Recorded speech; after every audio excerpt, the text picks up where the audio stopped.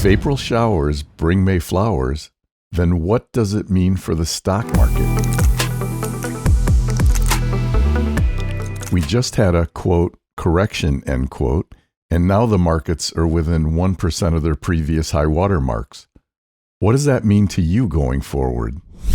In this video, I'm going to discuss the current health of the stock, bond, gold, and crypto markets. The conclusion might just surprise you. The stock market is still just shy of its recent high, and investors are still afraid of the Fed and what they might do or not do with interest rates going forward. Here's what Tom Lee had to say recently about this on CNBC. What do you know about inflation that the market doesn't seem to understand right now? You don't think we need to be as hawkish as we are?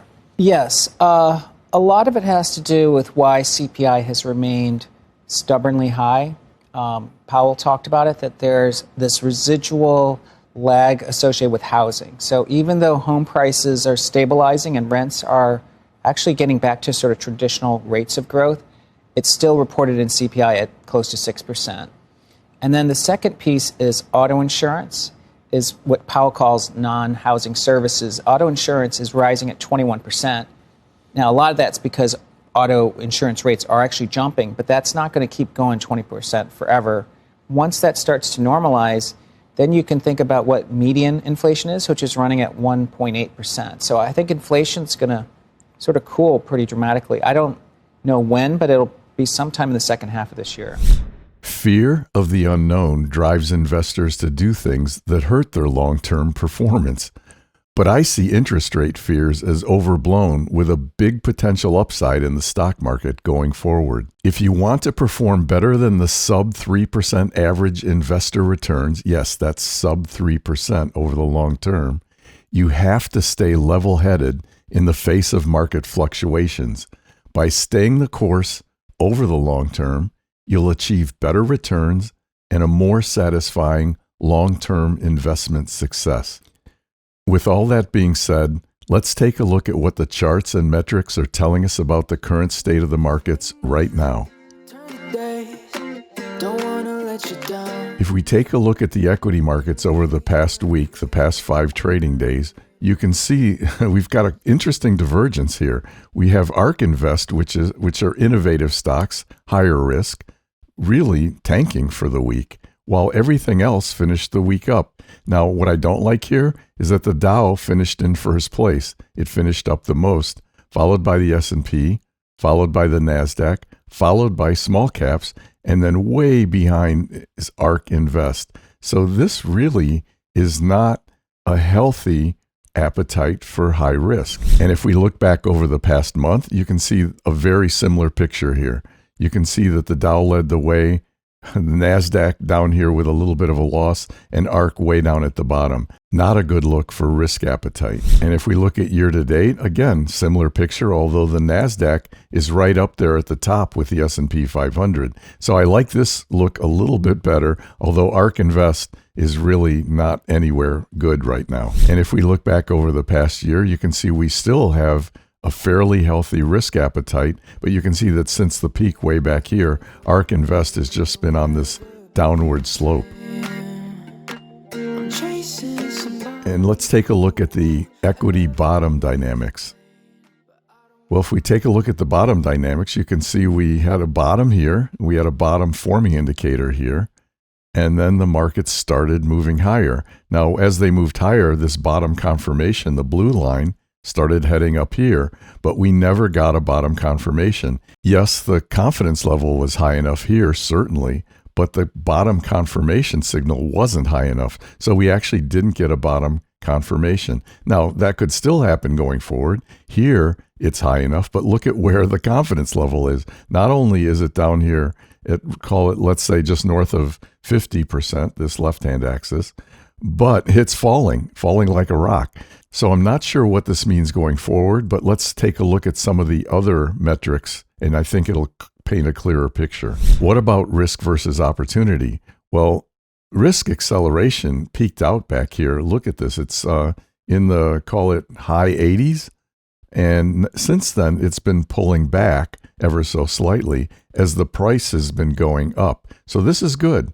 Now, opportunity acceleration bottomed out back here before the price bottomed out and has been steadily moving higher. So I think this looks pretty good going forward. And of course, the red line, which is risk, is very much a lagging indicator.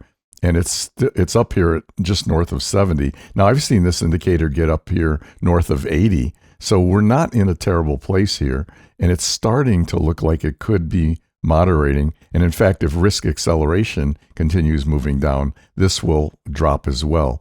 Now, the opportunity level bottomed out here and looks like it's heading higher, which is following what opportunity acceleration is doing. Actually, opportunity acceleration follows what opportunity level does. And what about equity versus safety? Well, let's jump right into the overlay here. So if we take a look at the overlay, this looks fabulous. You remember I've been saying the fact that cash was sitting up here and then it was in first position, this scared the heck out of me. But look at what's happened since last week. Cash has moved from number 1 all the way to number 7. And what's happened with the risk assets? Well, small caps and the NASDAQ, small caps have shot up to number 1. The NASDAQ is in number 4. This looks really, really encouraging. And if we throw in the Dow and the S&P 500, same picture. You can see that we have all of the equity buckets up here in the 1, 2, 3, and 4 positions.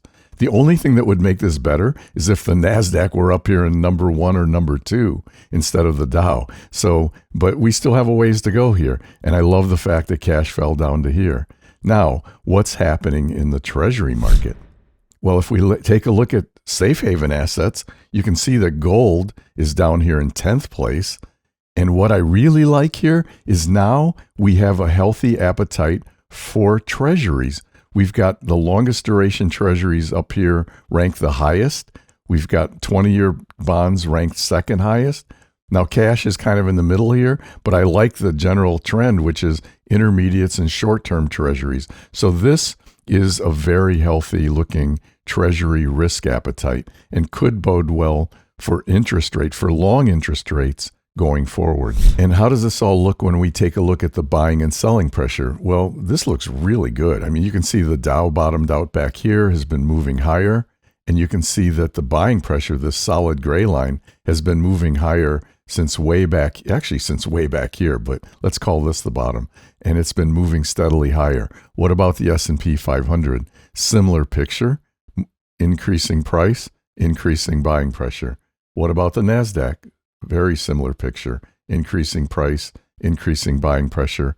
And small caps, increasing price, increasing buying pressure. So this looks really, really good. What about ARK Innovation though? Well, ARK Innovation, as you saw in the previous price charts, has been really having a tough time. You can see that here. The price has been declining. Now, the buying pressure was increasing, but it just has collapsed over the last several days, and the selling pressure is shooting higher. Now, if the other markets continue to go higher and improve, this should correct and head higher really quickly. Let's take a quick look at sector rankings. Now, these tend to move very slowly, so I'm going to skip ahead to sector rank acceleration. And what this is telling me, if you look at this, you can see that last week we were in kind of an ugly looking situation with consumer staples and utilities, both safe haven areas up here at the top, followed by cash. Treasuries are all up here. This is not healthy, and it looks a little bit worse. Actually, it looks about the same if you look at this week. But to really understand what's going on, let's put some overlays on this graph. I don't usually do this, but I think this will be instructive. So let's take a look at what's happening under the covers. Well, emerging markets, which are very high risk, have moved up just a tick here from last week to this week. If we look at the NASDAQ 100 technology, it's moved up several places from down here to up here this week. And then if we look at the S&P 500, it has moved from here up to here. So this, even though this looks ugly, there's some promising signs here if you look at the undercurrents. Now, what about ARK Innovation? Well, ARK Innovation, as we know, has not been performing well, And I'm amazed that it hasn't fallen off here, but it's stayed put. So that's somewhat encouraging. And then if we look at emerging companies, small caps, now they have, in this case, moved a little bit lower, but in other cases, you'll see that they're moving up and looking better. So, there's a mix of metrics here and a mix of time frames. So things are going to look a little bit different depending on what metrics we're looking at. And then what about the Dow Jones Industrial Average and consumer staples? These are safer equities. So I put green lines on these even though they move down, because I don't have a problem with safer equities becoming less popular or less invested than riskier equities. And so you can see consumer staples fell back several places here. The Dow pulled back a place. So this looks really encouraging to me. If these trends continue, we'll be in great shape in a week or two. Oh, and I forgot to mention, consumer discretionary pulled back one. So that's not a good thing, which is why it's in red here. And what about treasuries? Well, if we take a look at treasuries, this really shot up here on Monday into Tuesday, and then kind of fell back and tried to rally again, but net ended up the week positive for the longest duration treasuries. You can see that down here. The longest duration treasuries had gains. What I call intermediate to long, flat, zero, no gains at all for the week. And then as you go shorter duration, the returns actually got worse. In fact, the shortest duration treasuries had the biggest loss. So this is showing a shift away from short duration into long duration. This is very, very healthy. What about over the past month? Well, you can see they've had a terrible time until recently, where they've kind of rallied here. And for the month, they're all positive. And guess what? The longest duration treasuries are up the most. And if we look at year to date, looks terrible. So far, this is not good year to date, but if things continue the way they have been the last week or so, this is going to flip and go the other way. And let's look back over the past year. So you can see over the past year, obviously we're nowhere close to this bottom, and I hope we don't get there. We had a nice rally and then just kind of winding down here to this point. So hopefully we've seen the worst of it, and we'll see how this goes over the next few weeks. And what about buying and selling pressure for treasuries? Well, it's interesting because the short duration treasuries actually haven't done that well, but you don't see that here. You can see that the price, it was moving down here, but then it kind of shot up and has been going sideways. And the buying pressure actually looks pretty healthy here. It's above the selling pressure. What about intermediate treasuries? Well, the buying pressure is certainly above, or was above, the selling pressure, the solid orange line. And you can see it's kind of collapsed here as the price pulled back on Friday. What about intermediate to long duration treasuries, 7 to 10 year treasuries? These look a little more healthy. Look at this. The buying pressure bottomed here, started increasing as the price was still falling. This is a kind of divergence I love because it tells you that things are going to go higher, and that's exactly what they did. Now, the buying pressure is still well above the selling pressure, and the buying pressure is moving higher even as the price came down on Friday. So again, a divergence here. Hopefully this means good things going forward. What about long bonds, 20 years?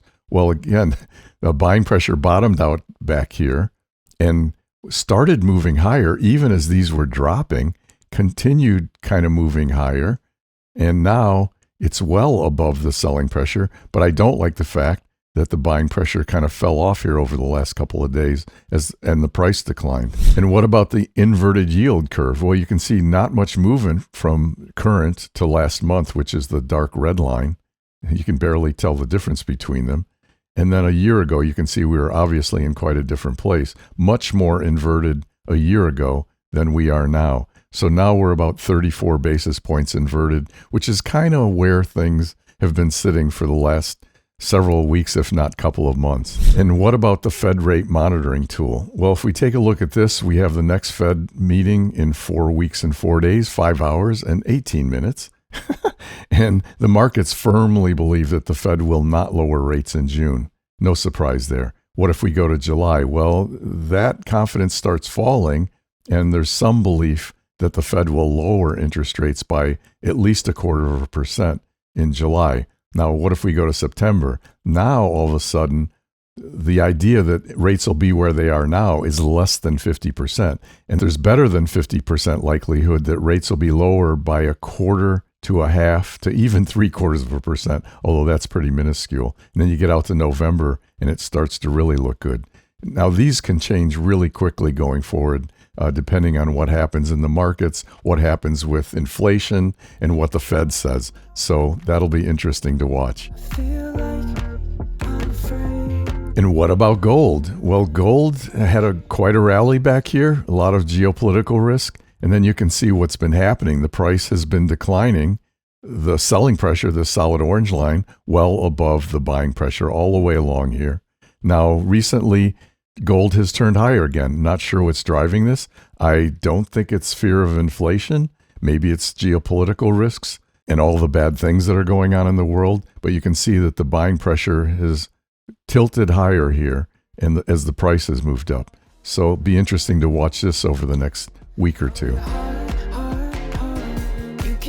And what about Bitcoin? Well, Bitcoin still continues to waffle here. You can see the price movement has been down. And in fact, over the last several days has moved lower, even though the buying pressure shot up here.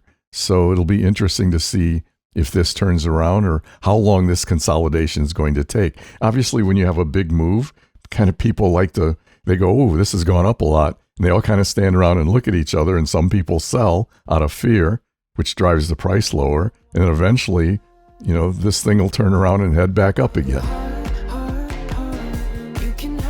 If there's one thing to take away from my market reviews over the past several weeks, it's that the equity and the bond markets were skittish and on edge, as you can see here, when they were dropping. But now, over the past several weeks, it's starting to look like they could be turning around. This is why I caution you to be an investor rather than a trader who tries to time the markets.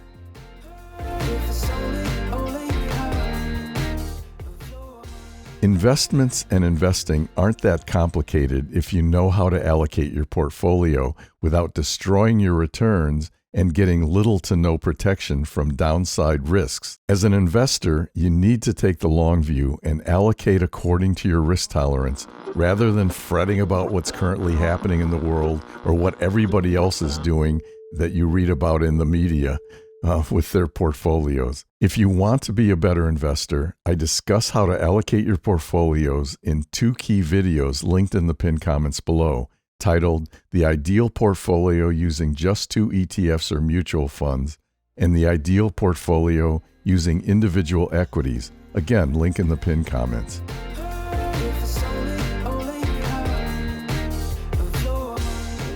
Until next week, I'm Calvin Rose, and thank you for watching Invest Smarter. That's all for now. Stay up all night, gotta work now. Make up my mind and it turns around. Say that I'm fine till I burn out. Thinking this money sounded so nice. Ambush here in the strobe lights. Pay anything for the high price. This life feels like the sunny water.